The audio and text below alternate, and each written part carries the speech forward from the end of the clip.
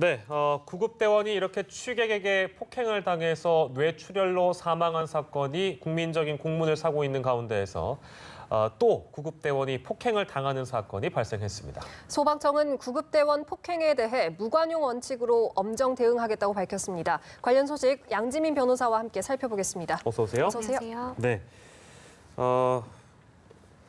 안 좋은 소식들이 좀 많이 들려서요. 일단은 취객에게 폭행을 당해서 뇌출혈로 돌아가신 분도 계신데 또 이런 구급 장비를 파손한 30대 여성이 또 입건이 됐다고 하네요. 근데 이런 사례가 굉장히 많이 증가를 하고 있어서 관련된 저희 그래픽이 있으면 좀 보면서 저희가 얘기를 나누면 좋을 것 같은데 현재 3년 사이에 564건이 벌어졌고요.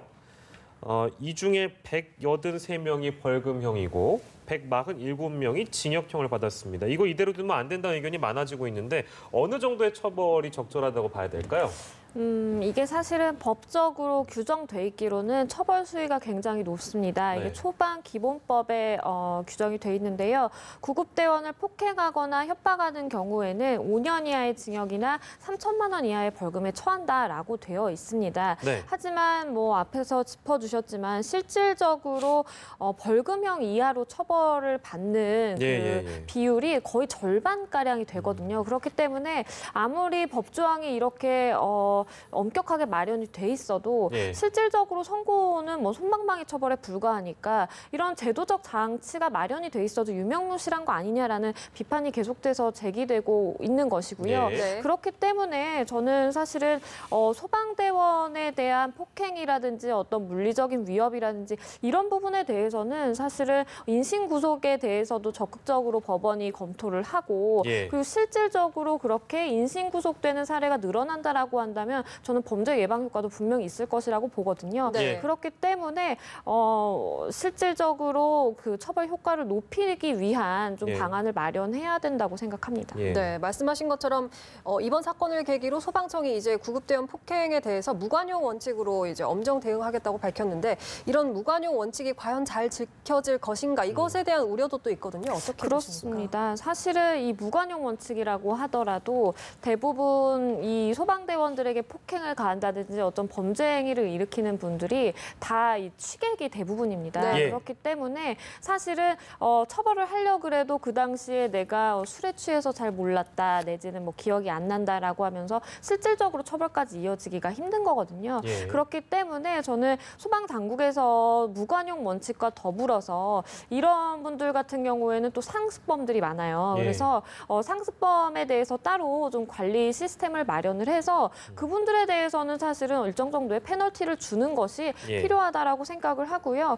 소방관들에 대한 설문조사를 했을 때도 90%가량이 일반 시민들을 대응하기 굉장히 힘들다라고 했는데 그중 대부분이 취객 상대하기가 힘들다라고 대답을 한 것으로 나타났습니다. 그것만 보더라도 사실은 취객 부분만 어느 정도 정리가 된다라고 한다면 소방대원들이 일하는 근무 환경도 좋아지고 이런 범죄도 좀 줄어들지 않을까 싶습니다. 네, 여하튼 참 술이 문제네요. 그런데 이렇게 폭언이나 폭행을 당하신 분들, 그러니까 구급대원들을 지원하는 제도가 잘 마련돼 있는지도 궁금합니다. 지금 일단은 그 이번에 사망한 구급대원 그 사건에서도 언론에서 그 차량 내부의 영상을 받아볼 수가 있었잖아요. 이게 다 CCTV가 의무적으로 설치돼 있기 때문에 우리가 그 영상을 볼 수 있는 겁니다. 그래서 모든 구급차 내에 CCTV가 다 설치가 돼 있고요. 그리고 뭐 출동할 때는 사실은 차량 안에 그 CCTV가 있기 때문에 다 담을 수가 없잖아요. 그런 경우에는 100% 그 웨어러블 캠이라 그래서 어디에 이렇게 부착을 한 다음에 다 찍을 수 있는 그 카메라도 다 지급을 한다고 합니다. 그리고 거기에 더불어서 이번 뭐 사건도 그렇고 계속해서 이런 구급대원에 대한 폭행 사건이 증가를 하다 보니까 소방당국에서는 아무래도 캠페인이라든지 좀 그 홍보 쪽으로도 좀 인력을 집중할 것으로 보이는데요.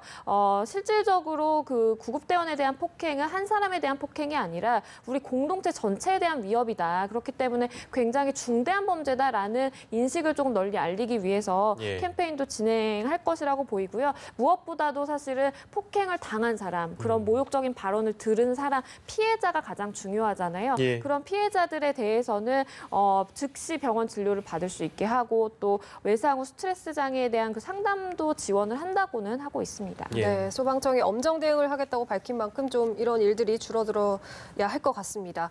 다음 소식도 살펴보겠습니다. 지금 광주에서 한 남성이 무차별 폭행을 당해서 지금 실명 위기에 놓였다고 하네요. 네, 그렇습니다. 이 사건이 4월 30일 오전 5시경에 벌어진 사건입니다. 그러니까 예. 그 전날부터 이제 술을 많이 마신 상황에서 이렇게 싸움이 붙게 된 건데요. 예. 이게 사실은 택시 가지고 승강이를 벌어지다가 이렇게 폭행까지 이르게 된 겁니다. 네. 5명의 무리가 있었고요. 10명의 무리가 있었습니다. 근데 5명의 무리에 있던 사람 중에 한 사람이 먼저 집에 가겠다라면서 이제 나간 거예요. 네. 그래서 택시를 잡다 보니까 이 10명 무리의 사람과 시비가 붙습니다. 왜냐하면 누가 먼저 잡았느냐를 놓고 싸우다가 예. 자기 무리에 있는 한 사람이 이제 여러 무리에 있는 사람으로부터 폭행을 당하고 있으니까 예, 예. 이 피해자가 나서게 된 거예요. 네. 가서 대신 이제 좀 말리면서 싸움에 개입을 하게 된 것인데 이 7명의 남성이 있었습니다. 그 당시에 7명의 남성이 이 한 남성을 두고 굉장히 심한 수준의 폭행을 하는데요. 방송에서 사실 말씀드리기 어려울 정도로 뭐 주변에 있는 걸 가지고서는 뭐 때리기도 하고요. 굉장히 심각한 수준이었습니다. 네네. 그렇기 때문에 지금도 한쪽 눈에 실명 위기가 있다라고 얘기가 되고 있고요. 네. 실질적으로 이게 알려지게 된 게 그 피해자의 친형이 자신의 SNS에 그 동생 사진이다라고 하면서 그 아이고. 사진을 올려서 알려지게 됐는데요. 예. 그 사진을 보면 굉장히 멍도 심하게 들어있고 많이 부어있고 지금 뭐 사실은 뭐 대소변도 가릴 수 없다라는 얘기까지 나오고 있어서 예. 피해 정도는 굉장히 심각합니다. 저희가 뭐 이제 방송 내보내기 위해서 일부 좀 처리를 하긴 했습니다만 그래도 참 얼마나 그 상황에서 심각한 폭행이 있었는지 볼 수 있는 내용이었고요. 이 중에 이제 피해자 일부가 폭력 조직 소속이다 뭐 이런 의혹도 있는 걸로 알고 있는데 밝혀진 게 있습니다. 이게 경찰에서 밝히기로는 일단은 심각하게 보지는 않는 것 같아요. 그러니까 네. 범죄 단체를 구성하거나 그 활동한 혐의를 적용할 만한 그런 조직이 아니다라고 예. 얘기를 했거든요. 왜냐하면 이게 CCTV 영상이 사실 공개가 됐을 때 위협을 하는 남성이 뭐 온몸에 문신을 하고 있고 예. 어떤 뭐 흉기 같은 것을 좀 들고 있는 것 같은 그런 예. 영상이어서 사실은 이게 폭력 조직 소속의 사람인 거 아니냐라는 얘기가 나왔던 건데요. 네. 경찰 입장에서는 일단은 뭐 조직 폭력 그 조직의 소속이라고 한다면 네. 사실은 뭐 인신 구속을 더 적극적으로 고려를 할 수도 있는 부분이기 때문에 일단 그 가능성을 열어두고는 있지만 네. 잠정적으로 판단하기로는 조직 그 관리할 만한 그 조직은 아닌 것으로 보고 있다라고 전했습니다. 예. 네. 그런데 이 경찰이 싸움의 상황에서 가해자를 말려야 하는데 이것을 진정만 시켰다 이런 비판의 목소리가 나오고 있습니다. 이 때문에 공권력 강화를 해야 하는 것 아니냐 이런 우려도 나오고 있거든요. 그렇죠. 사실은 그런 부분이 조금 아쉬운 부분입니다. 왜냐하면 CCTV 영상에 이제 다 나와 있는데 그게 물론 이 남성이 워낙 위협적으로 무언가를 들고 경찰을 향해서 휘둘렀거든요. 그러니까 이제 본인도 모르게 움찔해서 뒤로 물러날 수는 있다라고 생각을 합니다. 근데 네. 사실은 굉장히 많이 맞아서 지금 온몸을 가눌 수 없을 정도의 그 피해자가 있는 상황이었잖아요. 네. 그렇게 한다라고 한다면 조금 경찰의 입장에서 단호한 모습을 보였으면 어떨까라는 아쉬움이 드는 거는 어쩔 수 없는 것 같고요. 예. 사실 미국 같은 경우에는 경찰이 어마어마한 권력을 갖고 있기 때문에 경찰 한마디면 시민들이 딱 즉각적으로 움직이고 이렇게 바로 제압할 수 있는 상황이 되지만 네. 하지만 우리나라 같은 경우 그렇지 못한 것 같아서 좀 아쉬움이 있습니다. 네, 이게 근데 이 사건이 워낙에 이제 온라인상에서 휘발성이 있는 내용이라서 국민청원이 10만 명을 넘겼다고 하네요. 이렇게 되면 이제 경찰 쪽에서도 처벌 수위에 대해서 어느 정도 생각하고 있을 텐데 어떻게 예상하시나요? 일단은 피해자의 형이 주장하기로는 예. 이거는 그냥 단순한 폭행이나 상해가 아니라 살인미수로 봐야 된다라고 주장을 하고 있습니다. 네. 왜냐하면 그 말도 사실은 좀 일면 이해가 되는 부분이 있는 것이 거의 지금 뭐 실명 위기에다가 네. 뭐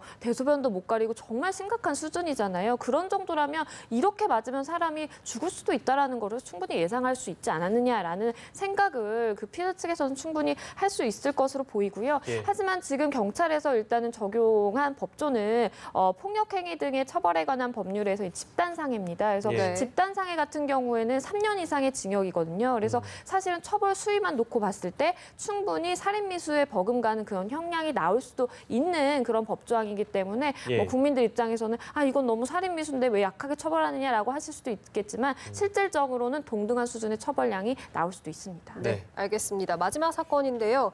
같은 빌라에 사는 여성을 성폭행하고 살해한 남성이 자수를 했습니다. 범행 동기 또 뭐 어떻게 자수하게 됐는지 이런 게 밝혀진 게 있나요? 이게 5월 1일 오전에 있었던 일입니다. 네. 같은 빌라에 살고 있는 이웃이었기 때문에 사실은 얼굴을 몇 번 봐서 서로 얼굴을 아는 사이였다 그래요. 그런데 이 남성이 이 아침에 갑자기 이 여성을 데리고 가서 성폭행을 하고 그리고 살인까지 하게 된 것인데요. 사실은 살인 행위를 한 다음에 시신을 본인의 집에 숨기고 바로 도주했습니다. 그런데 이 여성이 실종됐다라는 실종 신고가 접수가 되니까 네. 경찰이 그 빌라 주변을 이제 전수조사를 하면서 이 시신을 발견을 하게 된 거고요. 네. 그래서 이제 이 남성은 좀 고민을 했던 것 같아요. 일단은 도주를 했던 걸 보니까. 근데 네. 가족들이 자수를 해라라고 권유를 해서 하루 만에 자수를 하게 된 그런 사건입니다. 네. 근데 이 가해자가 지난해 1월에 전자발찌를 해제했다. 그러니까 우리가 보통 성범죄자들에 대한 전자발찌 관리에 대해서 얘기가 굉장히 많이 나왔었는데 이 부분은 저희가 어떻게 봐야 되는 건가요? 이게 인력 부족이 가장 큰 문제라고 생각을 합니다. 예. 왜냐하면 지금 전자발찌 그 제도가 2008년에 처음 시작이 됐는데 예. 시작될 때는 한 150여 명 정도였어요. 근데 네. 2016년 기준으로는 2,500명이 넘어서 이게 16배가 증가가 됐거든요. 그럼에도 불구하고 인력은 증가가 안 됐기 때문에 지금 당장 전자발찌를 차고 있는 사람들에 대한 감시도 너무 힘든 거예요. 그러다 보니까 당연히 이 사람 같이 전자발찌를 다 차야 되는 기간을 다 끝낸 끝나고. 사람에 대해서는 당연히 신경 쓸 겨를이 없는 거죠. 그렇기 예. 때문에 인력이 증가가 된다라고 한다면 사실은 전자발찌를 차고 있는 그 기간뿐만 아니라 차고 난 이후의 기간까지도 사실은 재범 확률이 있다라고 한다면 관리가 철저히 돼야 되는 것이거든요. 그렇기 네. 때문에 인력이 증가가 되면 이런 문제는 사실은 좀 완화되지 않을까 싶은 생각이 들고요. 아무래도 뭐 법무부 측에서 인력을 증가시키는 것이 가장 합리적인 방법일 것 같습니다. 네, 네. 알겠습니다. 오늘 안타까운 사건들 많이 살펴봤는데요. 양지민 변호사와 함께했습니다. 고맙습니다. 고맙습니다.